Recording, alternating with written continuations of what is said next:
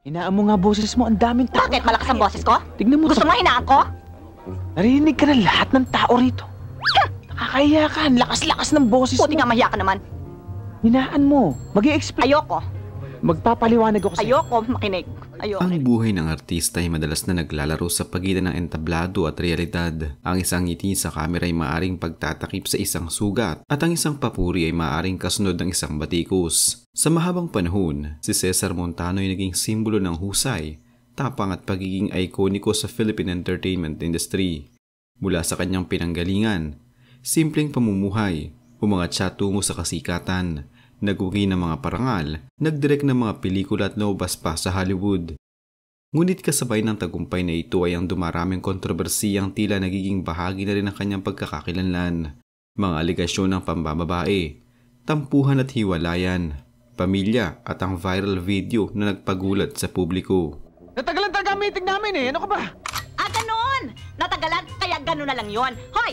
Anong palagay mo sa amin? Kuting? Ha? Na ipapakilagak mo kung kailan mo gusto at babalikan mo kung kailan mo rin gusto? Ha? Si Cesar Montano ay sinilang noong 1 ng Agosto 1962 sa Santa Ana, Manila, ngunit may dugong Boholano sa kanyang ama. Lumaki siya sa isang malaking pamilya at ikalima sa 7 magkakapatid. Ang kanilang tahanan ay puno ng disiplina, tradisyon at relihiyosong paniniwala. Ang ganitong uri ng pagpapalaki ay naghulma ng matapang na disposisyon at paninindigan niya, na kalaunay makikita sa mga karakter na kanyang ginampanan. Sa kolehiyo, nag-aral siya sa Lyceum of the Philippine University kung saan kumuha siya ng kursong Mass Communication. Dito nagsimulang mabuo ang kanyang pagkahilig sa pagsasalita, presentasyon at sining. Ngunit bago pa man niya matapos ang kanyang pag-aaral, natuklasan na siya ng mga talent scouts at inanyayahang sumubok sa mundo ng modeling at pelikula. Nagsimula siyang lumabas sa mga patalastas at unti-unting pumasok bilang beat player sa mga low-budget action films, kilala noon bilang B-movies. Ang dekada 90 ang panahon ng pag-akyat ni Cesar Montano sa tugatog ng Philippine cinema. Iba't ibang pelikula ang nagbukas ng pinto para sa kanyang talento. Ngunit ang kanyang paglalarawan kay Dr. Jose Rizal sa pelikulang Jose Rizal noong 1998 ang itinuturing na pinakamalaking turning point. Sa pelikulang ito, nakilala siya hindi lamang bilang action star, kundi bilang aktor na may lalim at kakayahang sumanib sa makasaysayang karakter. Sunod dito, nagpatuloy ang serye ng mga matagumpay niyang proyekto tulad ng Muro Ami, Bagong Buwan at Panaghoy sa Suba. Ang Panaghoy sa Suba na kanyang idinirek at pinagbidahan ay isa sa mga pinakamahalaga niyang obra. Ito ay isang pelikulang gumamit ng wikang Cebuano at nagbigay din sa kultura ng Bohol. Nagugi ito ng maraming parangal at ipinakita ang pagiging multi-talented ni Cesar bilang aktor, direktor at producer.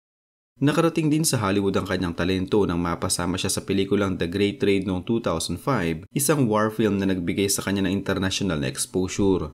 Dito na mas lalo siyang kinilala bilang isa sa pinakakilalang aktor ng Pilipinas. Mas matagal tayong sisisit.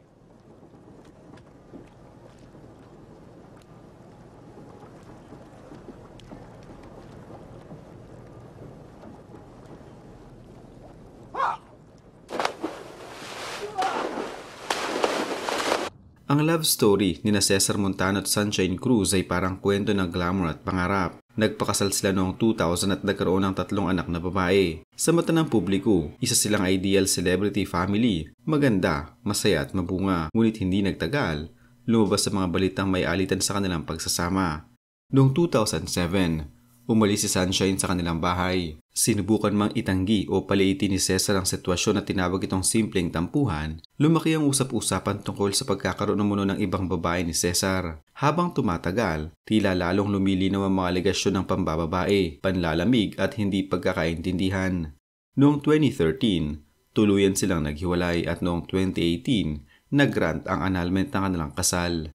Maraming pagkakataon na nagsalita sa Sunshine tungkol sa hirap na pinagdaanan niya sa relasyon, kabilang ang mga sama ng loob, kirot at impact nito sa kanilang mga anak. Para sa mga tao, naging malinaw na ang hiwalayan nila ay hindi lamang simpleng incompatibility kundi bunga ng gawing personal ni Cesar na matagal nang iniugnay sa iba pang babae.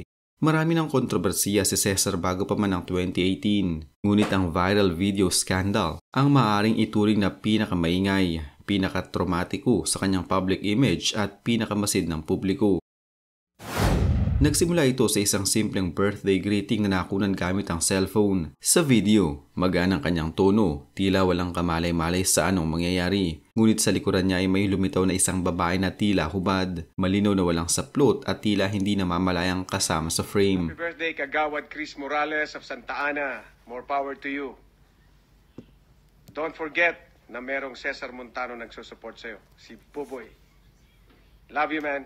Happy birthday. God bless. Agad na nagtrending ang video. Sa loob lamang ng ilang oras, kumalat ito hindi lang sa Pilipinas kundi maging sa international platforms. Ilang foreign outlets pa ang nagbahagi nito bilang isang bizarre celebrity mishap. Maraming netizens ang nabigla, habang ang iba naman ay natawa, naaliw at gumawa ng parody.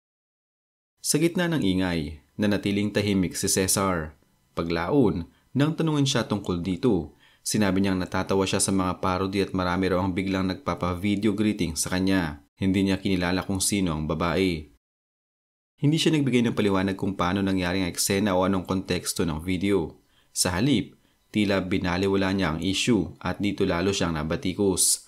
Para sa marami, hindi sapat ang pagtawa o pagdedma sa isang video na hindi lang nakasira ng kanyang reputasyon, kundi may implikasyon din sa pribadong pagkatao ng babae at sa karakter niya bilang dating public official.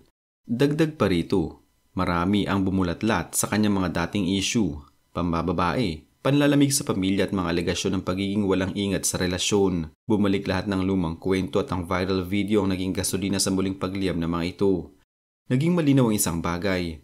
Ang video ay hindi lamang nakakatawa, ito ay naging konkretong simbolo ng kawalan ng privacy, pagiging careless at pagkakaroon ng public image na mahinang depensa laban sa kontrobersiya. Sa pagdaan ng panahon, nananatili itong isa sa mga unang isyong naalala ng publiko kapag binabanggit ang pangalan ni Cesar Montano.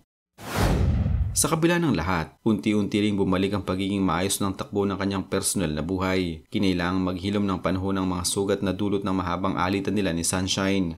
Sa kalaunan, unti-unti nilang naabot ang kaayusan para sa mga anak. Sa mga panayam, sinasabi ni Sunshine na natutunan niyang magpatawad para hindi maapektuhan ang kanilang mga anak. Si Cesar naman ay nagpakita ng pagnanais na maging mabuting ama at muling maka-establish ng relasyon sa kanyang mga anak. Naging bahagi sa kanilang pamilya ang bagong partner ni Cesar, si Kath Angeles, ngunit nanatili ang respeto sa pagitan ng magkabilang panig. May mga pagkakataon na nakikitang magkasama pa rin sila bilang blended family para sa mahalagang okasyon. Nagpapakita ito na kahit may mga nagdaang sakit at kontrobersiya, maaari pa rin maging maayos at mapayapang relasyon ng dating mag-asawa. Ngayong mas lumipas ang panahon, mas tahimik na si Cesar at mas mahinahon ang kanyang pagharap sa buhay. Bagamat hindi na siya kasing aktibo ng mainstream showbiz kumpara noong nakaraang mga dekada, lumalabas pa rin siya sa ilang proyekto, pelikula at patuloy na gumagawa ng personal na content at advocacy-related campaigns.